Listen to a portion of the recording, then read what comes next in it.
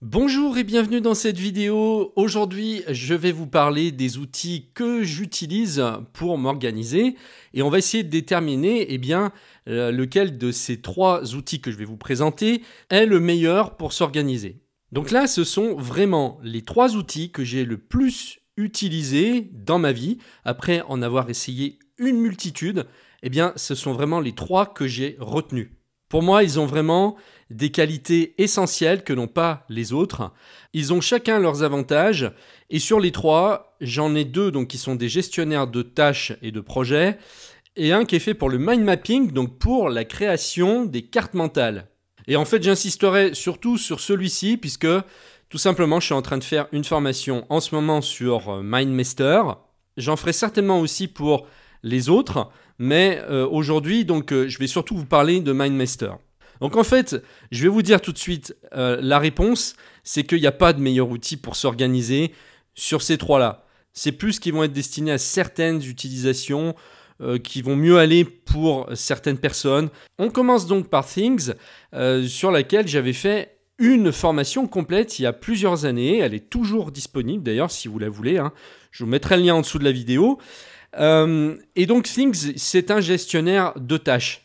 Disons qu'il ira moins loin que OmniFocus, qui est lui un vrai gestionnaire de projet. C'est une application de gestion de tâches pour les appareils Apple. Alors je fais une parenthèse, effectivement, OmniFocus et Things ne sont disponibles que sur Apple.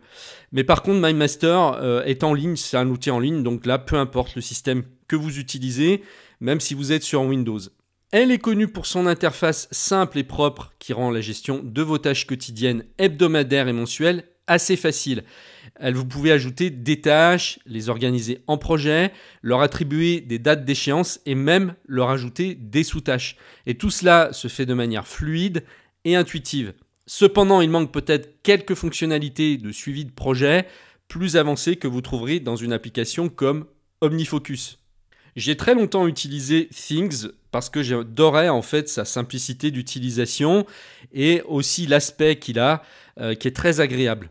Et il peut suffire largement pour des particuliers et même des entrepreneurs. Si vous êtes freelance par exemple, Things peut être parfait pour vous.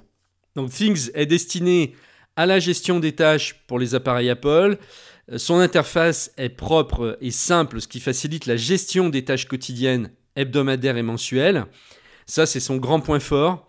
Vous pouvez ajouter des tâches, les organiser en projet, donc vous pouvez aussi les transformer en projet, leur attribuer des dates d'échéance et même ajouter des sous-tâches. Things pourrait manquer de certaines fonctionnalités de suivi de projet plus avancées et c'est là qu'on va enchaîner sur OmniFocus qui, elle, est une application de gestion de tâches et de projets plus robuste qui offre une variété de fonctionnalités pour aider à la productivité, comme des tâches récurrentes, des tags, des perspectives personnalisées, etc. Sa puissance réside dans sa flexibilité et sa personnalisation, mais cette complexité peut rendre l'application plus difficile à maîtriser pour les nouveaux utilisateurs. Une fois que vous avez appris à utiliser OmniFocus, il peut être extrêmement utile, mais il peut nécessiter un investissement de temps plus important pour bien comprendre toutes ces fonctionnalités. Donc ça, c'est vrai qu'il est très complexe à prendre en main, par contre, il est extrêmement puissant. C'est plus un gestionnaire de projet avancé qu'un gestionnaire purement de tâches. OmniFocus offre une multitude de fonctionnalités pour la productivité, comme les tâches récurrentes, les tags, les perspectives personnalisées. Vous allez pouvoir en fait créer des perspectives complètement customisées en fonction de ce que vous voulez voir apparaître. Et d'ailleurs, d'où son nom OmniFocus, puisqu'en fait, on va faire le focus, on va focaliser uniquement sur ce dont on a besoin à un moment donné.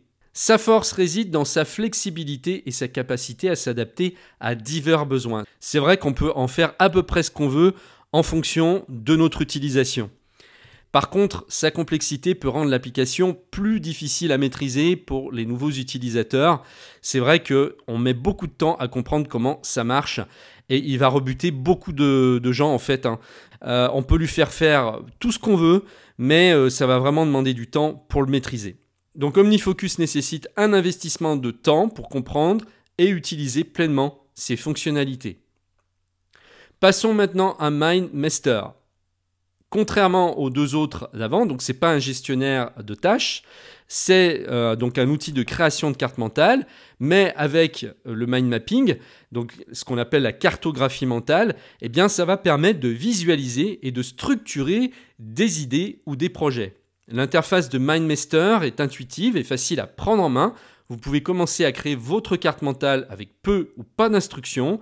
La possibilité d'ajouter des images, des liens et des notes rend le processus de création de cartes plus interactif. Cependant, si vous cherchez à gérer des tâches ou des projets spécifiques, sa simplicité pourrait être limitée car ce n'est pas sa fonction principale. Vous voyez que ces trois applications ont chacune leurs avantages et leurs inconvénients. Donc, cette application est principalement utilisée pour visualiser et structurer des idées ou des projets. Donc, n'importe qui peut l'utiliser, que vous soyez entrepreneur, que vous soyez particulier, que vous soyez retraité, par exemple, qui veut simplement s'organiser pour s'occuper de son jardin, ou que vous soyez mère de famille et que vous voulez y voir plus clair dans votre vie, eh bien, tout le monde peut vraiment utiliser les cartes mentales et il y a un côté ludique.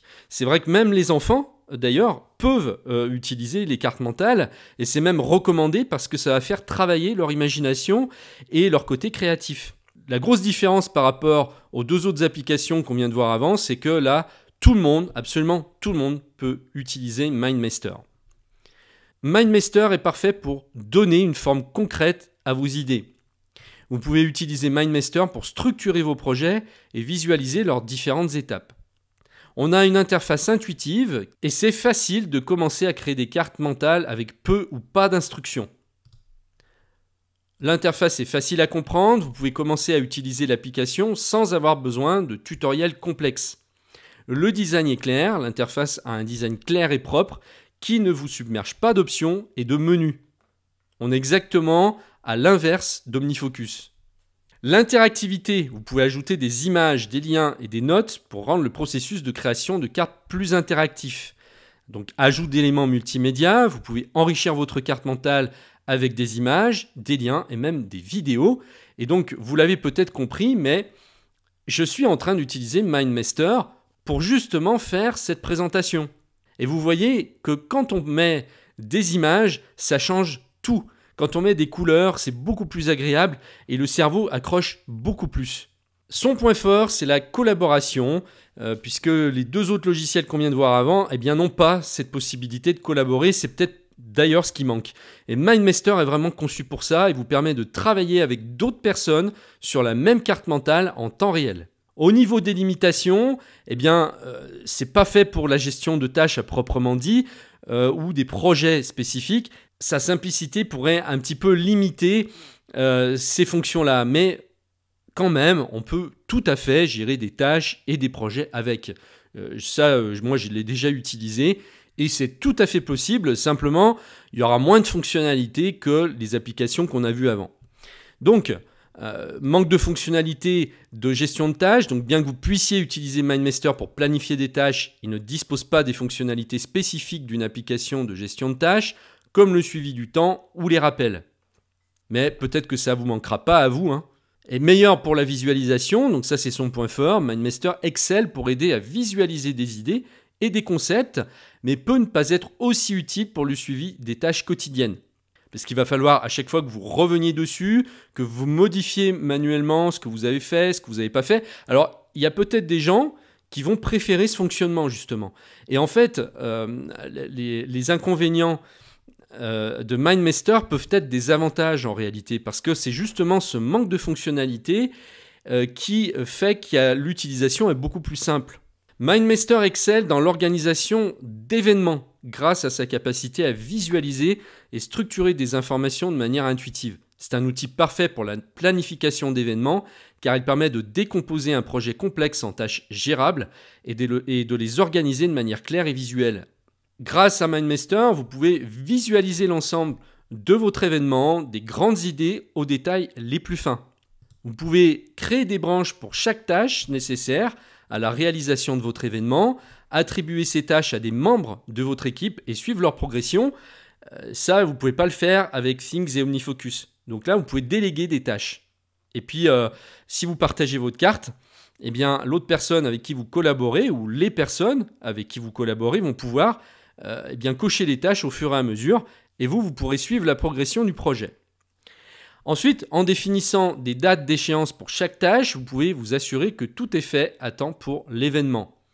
Et MindMeister permet à plusieurs utilisateurs de travailler sur la même carte mentale, ce qui facilite la collaboration et la communication entre les membres d'une équipe. Visualisation des ressources. Vous pouvez utiliser MindMeister pour suivre les ressources nécessaires pour votre événement, comme le lieu, les fournisseurs, le budget, etc. Donc si vous avez un mariage ou un anniversaire, eh bien là vous allez pouvoir mettre tout dessus et avoir une vision d'ensemble. Ensuite, vous pouvez même suivre les invités en créant une liste d'invités. Vous pouvez noter les réponses aux invitations et suivre d'autres informations pertinentes. Et l'intérêt d'utiliser une application informatique pour les cartes mentales, c'est que vous avez beaucoup plus de souplesse. Vous pouvez supprimer, ajouter, modifier, faire bouger. Et ça, vous ne pouvez pas le faire sur une feuille de papier. Après, moi, j'ai retenu MindMeister parce que pour moi, c'est vraiment un des meilleurs gestionnaires de cartes mentales qui existent. J'en ai essayé plein, c'est pareil. Alors, il y en a d'autres qui sont très bien. Ils ont tous leurs avantages et leurs inconvénients, mais voilà, celui que j'ai fini par retenir, maintenant, ça fait au moins 8 ans, c'est MindMeister. Donc, maintenant, eh bien, je vous propose d'accéder à une formation complète sur MindMeister. Elle est disponible dans l'espace premium. Je viens de commencer et j'ai déjà créé les 4 premiers modules et vous allez pouvoir y accéder tout de suite en cliquant sur le lien qui se trouve juste en dessous de la vidéo. Donc si vous êtes déjà membre, vous avez juste à vous connecter. La formation vous attend. Et puis si vous n'êtes pas encore membre, je vous invite à le faire. Vous allez recevoir cette formation, mais vous allez en recevoir plein d'autres. C'est une formation qui peut vraiment vous aider à organiser votre vie, à voir tous vos projets sous un angle différent et aussi à développer votre créativité. Mais ça, justement, on va le voir dans la formation. Donc c'est à vous, je vous laisse le lien sous la vidéo et je vous dis à tout de suite.